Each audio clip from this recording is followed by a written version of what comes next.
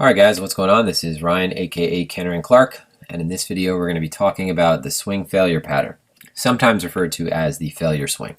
So before you watch this video, I suggest you watch the video on liquidity pools because that'll be a good primer to why this concept works.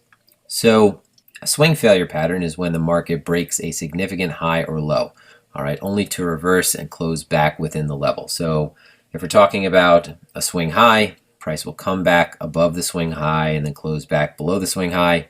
Right, if we're talking about a point market structure such as a swing low, price will come below the swing low and then close back above it. So the market breaks a prior significant portion of market structure, or rather the price breaks a prior significant portion of market structure. So these are significant because swing points are typically where we will find liquidity pools, okay, because these are going to be areas where traders either are going to be entering based on a break of, all right, or exiting based on a break of, or a combination of both. So if you think of a swing high, for example, all right, swing highs, on the other side of them, you'll typically find longs looking to enter into a breakout. Okay, so we'll have buy stops. You'll have longs that will be manually entering, and then you have shorts that will be looking to close out. So you'll have short stops above that as well. So it's a bunch of buy-side liquidity. Now, the same thing can be said as for swing lows, or rather for swing lows. So towards the bottom of a swing low, or below a swing low, you'll typically have stops for longs that are currently in position, all right, sell stops for any shorts that are looking to take advantage of a breakout, and again, you'll have traders that are looking to jump that are on the sidelines into breakout shorts at that point as well. So when price comes through this area, you have a lot of sell side liquidity. So there's a significant amount of selling pressure. So for anyone who is larger, who's trying to gather that liquidity and get into position, this is an opportunity to take advantage of that location. So again, you can see how this ties into the liquidity pools video. So what we want to see though at these swing highs and swing lows is not, for example, just traders closing out positions. So at a swing high, what we want to see is buyers aggressively buying through the high. At a swing low, we want to see traders aggressively selling through the low, all right, not just closing out positions. All right, we want to see that towards the swing low, for example, that there are a bunch of traders that are, say they're sidelined, entering in aggressively, trying to short the breakdown, all right, or take advantage of a breakdown. And at a swing high, okay, the same thing, buyers aggressively trying to buy a breakout, okay. So we need to see trap traders at these points because that is going to be what ultimately fuels the move in the opposite direction. Because once the market closes back through the level, these traders will be offsides. Okay, so what we want to look for is for swing failure patterns at highs, okay, we want to see a very high positive delta. Okay, so buying imbalances, positive delta, heavy volume through it, indicating a ton of buying activity. And at the lows, we want to see a very negative delta. So very aggressive selling through the low, all right, high volume and so forth, selling imbalances, okay, indications that we have a lot of selling at the low to indicate that there are potentially trapped traders now at the low. All right, so these swing points need to represent a significant level within current structure. Okay, so again, it helps if you're on the higher time frame, the levels that draw your attention. So on the lower time frames, these should be taken with less weight, okay?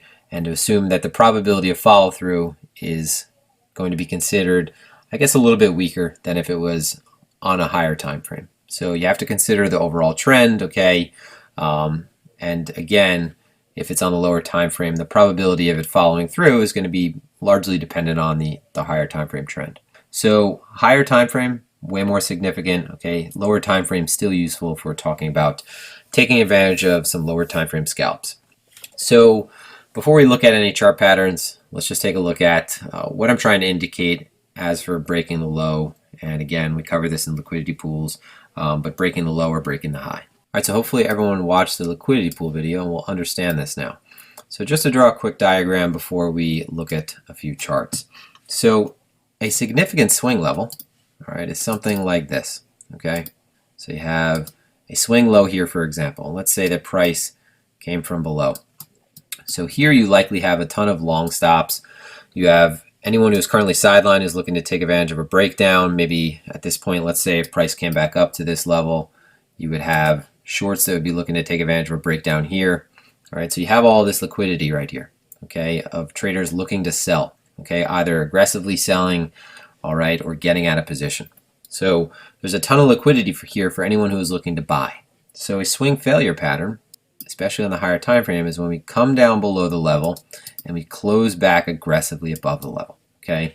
The point is, though, not only did we break down through the level, but we broke down through this level right here, which in this case, if we're coming down, with a ton of aggressive selling, all right, only for price to come back above the level, and you would want to see something like a retest of the level, and you want to be certain that not only do we close back above the level, but that there are some type of trap traders down here. Okay, so in this case, if price came down below a low, we know that there's likely a lot of aggressive shorts who look to take advantage of a breakdown of this low. Okay, and at this point, if they're in position here and price comes back up here, they're currently trapped in position.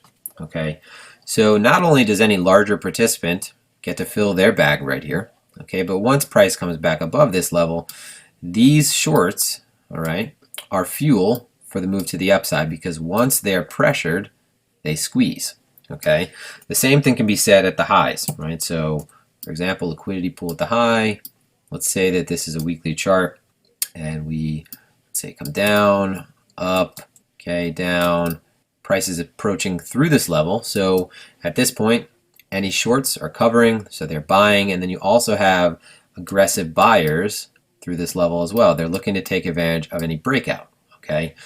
Now, any larger participant right here can gather all of this liquidity, and if we move price back through this level, all right, and close again through this level or through this high, any aggressive buyers up here are now trapped in position, all right?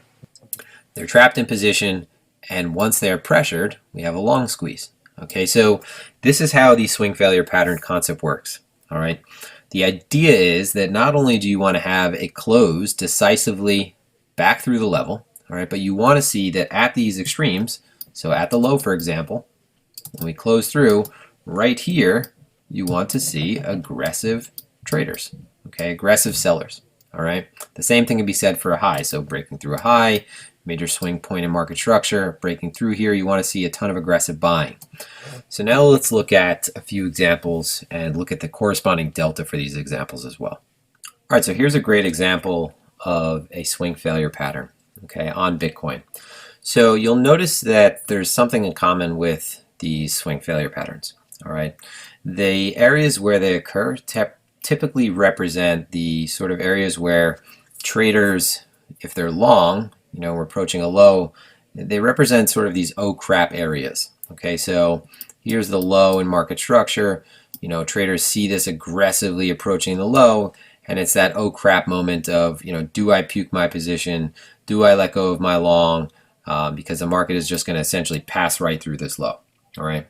Again, more often than not, what we'll see is when the market aggressively moves down to a low, so right here, an aggressive move to the low, more often than not, we see a bounce when this occurs, okay? It's when the market kind of slowly grinds towards a low or slowly grinds towards a high that we typically see either the low or the high give way. So here's a great example on Bitcoin of a swing failure pattern on the 4-hour chart, okay? So here we have the low, okay? So again, all eyes on this. Anyone who is currently long likely has a ton of stops below here. Okay, anyone who's looking to short is paying attention to this area. So what do we see? The price comes all the way back down to this area, aggressively dumps into this area, and then immediately comes back above, and you can see exactly where it closed and retested is above the low of this line. So again, if you can't see that clearly, right here, okay, is right where price came back above, retested, and successfully closed above. So in this case, you have clearly evidence that there is a ton of buying pressure down here. All right, price aggressively came into this low. All right, buyers were able to push this above this low. This was a major inflection point, a major decision point for a lot of participants, and yet price closed it back above this level. All right, so if anyone was looking to long, all right, you could wait for something like a 1-hour confirmation, okay, a 1-hour candle, say, through the previous high, so this candle right here. All right, a 1-hour candle through that. At that point, you could put something like a stop below this wick or this wick, okay? But the idea is that Now, some traders will manually stop out of these positions, so they'll do something like monitor it.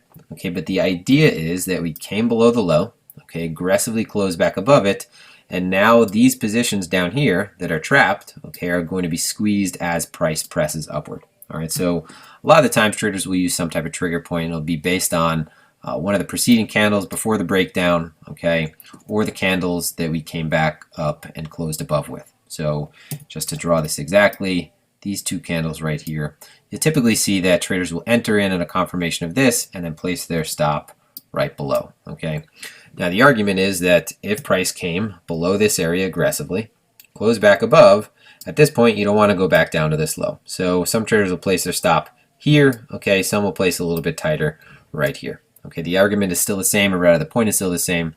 At a break of this low and a successful close back above, the last thing you want to see is price come down and test this again, okay? Because at this point now you have more stops, all right? And if you didn't trigger all the stops below here, okay, at this point you might have something like cascade. You trip this first period of stops, the next one, and then it gets into some of the higher time frame position trader stops that might have a little bit more distance from the current price action. All right, but the idea is still the same. Price aggressively comes into a low. All right, here's the swing low previously in market structure, and the thing that we want to look for, okay, is the aggressive selling. So aggressive selling and high volume. So right here, you can see there are a ton of imbalances, okay? And by a ton, I mean there's high volume imbalances rather. So high volume through the low right here, okay? High volume indicated by the dark red, high volume right into the low. So if we just include this entire area, all right, high volume into the low, so aggressive selling, okay? You can see that the imbalances are down here. The volume begins to taper off, and then we have a little bit more buying action coming. Okay, so still aggressive selling, but finally, what do we have on that confirmation candle through? And if you just visualize this, right, we came down, aggressively sold, still some aggressive selling, but now we have aggressive buyers stepping in. Okay, so aggressive buyers stepping in, close above this candle, all right, which is somewhere right here. Okay, close above this level, and you know the fireworks are lit. So this is a good example of a swing failure pattern at a low in market structure. Let's take a look at another one. Okay, here we have another swing failure pattern at a high. So again, the area where your eyes are immediately drawn to, okay, right up here. Okay, this is your high point. And I say, why is it important? Rather, why is it important that your eyes are immediately drawn to this? Well, let's say that you're currently in, or rather looking for a long. Okay, price is kind of meandering its way down to the low again, approaching this, and you might consider that a break of this high, okay, this is a higher time frame chart, this is a daily chart, this is USD JPY. So a break of this high might look like a good long setup, okay, because in this case, you know, you break the high, you have a breakout, all right, sky's the limit. So there are buy orders right above here. Okay, so buy orders right above this high, market buying. Their traders are going to be aggressively entering in manually. All right, anyone who is currently short from here, they're likely going to be looking to get out of position, okay, even if they're short from lower. So say they're short from down here, maybe they'll use this swing high as their anchoring point. So the idea is, all right, that there's all this liquidity on the other side of this point, because again, this is a major inflection point. So what happens? Okay, as you can see, put this high in over here, come up to test this high, and immediately we come back down below this level and have an aggressive close back through the level. Okay, so in this case, all right, this is a daily chart. Okay, your confirmation would be this candle close right here. Okay, confirmation candle close right there, right back into this level. All right, so candle close aggressively back below this level, right into this previous structure. All right, and in this case, you know, you still have to deal with this low right here. So it's not like you could assume that this is going to immediately reverse, but at least you have a stop that is clearly placed above this high. Okay, some traders might place it right above this reversal candle. Okay, and your target would likely be at least these lows. Okay, so that is USD JPY, and I don't have a delta chart for that right on hand. So another one we could look at, okay, this is for the next chart. This should be in everyone's memory. This was the first part of the recent range, okay, and we have this major selling climax right here, putting in this low, right? So everyone's eyes are on this. My eyes were on that.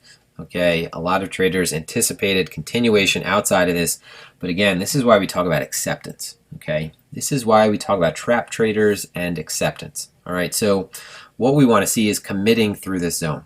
All right, the last thing we want to see is a swing failure pattern. All right, so in this case, it's just exactly what we have. So here's the low.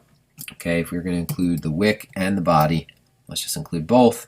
Okay, price aggressively comes into this low. Okay, first taps, touches, all right, and it is immediately rejected. Okay, so a lot of the times you'll see people draw swing failure patterns like this as well. Okay, price come down. Okay, swing, not break this low.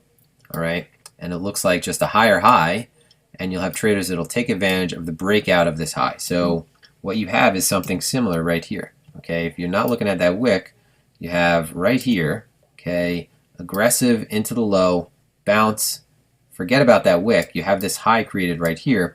You'll have a lot of traders that will be looking to take advantage of this breakout of the high. Okay, if price again comes down, makes a high, comes down again, and now crosses this high. So for anyone who's currently trapped down here, they're already in trouble because you have this pattern setting up. Okay, so you have all of this fuel starting to build in as price is approaching the top of this high. So if we look down though on something like the delta chart, what we'll notice is in this wick right here, all right, this clear sign of rejection by buying, okay, what we have is a ton of aggressive selling. So right here, this volume right here, okay, 33 million, 21 million, 13 million, 10 million, okay, right at the bid. All right, so aggressive sellers hitting the bid. Okay, you have an imbalance right here. You have all of this selling into the lows.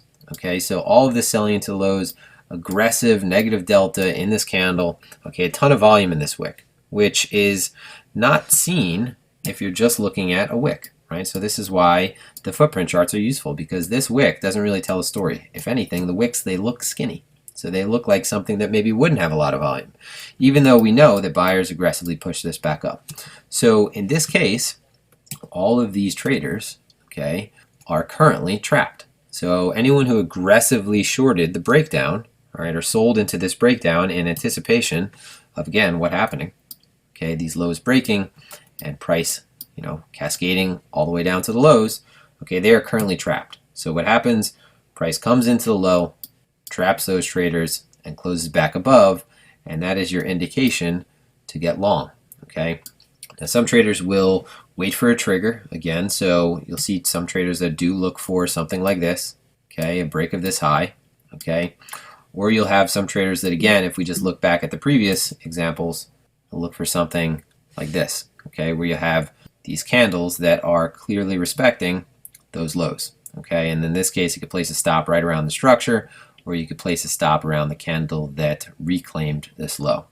So that is a swing failure pattern, okay, and you'll notice these, okay, occur on high time frames and low time frames. All right, they definitely carry more weight though when they're occurring on the higher time frame, because the higher time frame is going to carry more significance, okay, because again, we talked about this before, the higher time frame is going to bring other time frame participants into the mix, okay, so major swing points on the higher time frame, okay, it's not just, so on the lower time frames, so say down in this area right over here, typically you're not going to have higher time frame participants or very large traders getting into the mix, okay, because there's a lot of chop. This is lower time frame action. All right, it's hard to engineer liquidity over here and get filled for a large position. All right, whereas major swing points, okay, they bring everyone into the mix. So again, if we look back at this low in Bitcoin, this area right here, this was a critical area for not only traders who are short-term traders or intermediate term traders, swing traders. This was an important area and a low to protect for position traders, okay, long-term investors. There's a lot of interest in this area holding, okay? So because of that, there's a lot of eyes on this, all right? When there's a lot of eyes on this, there's a lot of liquidity under here, okay, because you have a lot of traders that are looking to take advantage, again, of this breakdown or looking to get out of position if they're currently long.